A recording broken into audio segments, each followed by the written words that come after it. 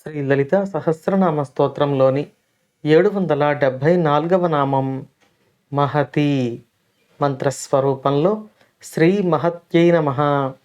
ఈ నామాన్ని పరిశీలిస్తే మహత్తును కలిగిన ఆదిశక్తిగా శ్రీ లలితా పరమేశ్వరి ఈ నామంలో మనకు దర్శనమిస్తుంది.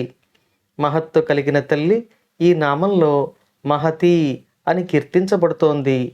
ఈ మహత్తుని మనము మహాత్మ్యము అని అంటాము. ఇక అమ్మవారి యొక్క మహాత్మ్యం విషయానికి వస్తే, ఈ ఆదిశక్తి ఈ సృష్టిలోని చరాచర జీవులను సృష్టిస్తోంది, పాలిస్తోంది, చివరకు లయం చేస్తుంది. ఒక్కొక్క జీవుని యొక్క కర్మలను గుర్తుంచుకొని వారికి తగిన శరీరమును ధరింపచేసి వారి యొక్క కర్మలను అనుభవింపచేస్తోంది.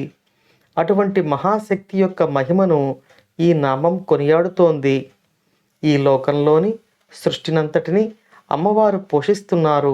కాబట్టి ఈ సృష్టిలోని జీవరాశులన్నీ అమ్మవారిని కీర్తిస్తున్నాయి. కాకపోతే వివిధ నామముల ద్వారా అమ్మవారిని కీర్తిస్తున్నాయి. సర్వలోకముల చేత, అందులోని జీవుల చేత కీర్తించబడే తల్లి కాబట్టి ఈ నామం అమ్మవారిని మహతి అని కీర్తిస్తోంది.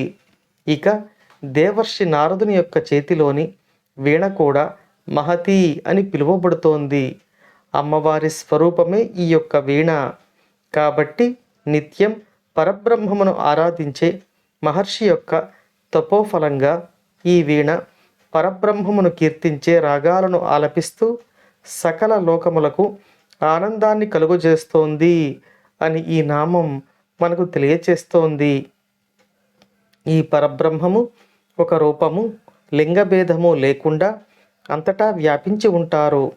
ఆ పరబ్రహ్మమును మహాన్ అని వేదం కీర్తిస్తోంది.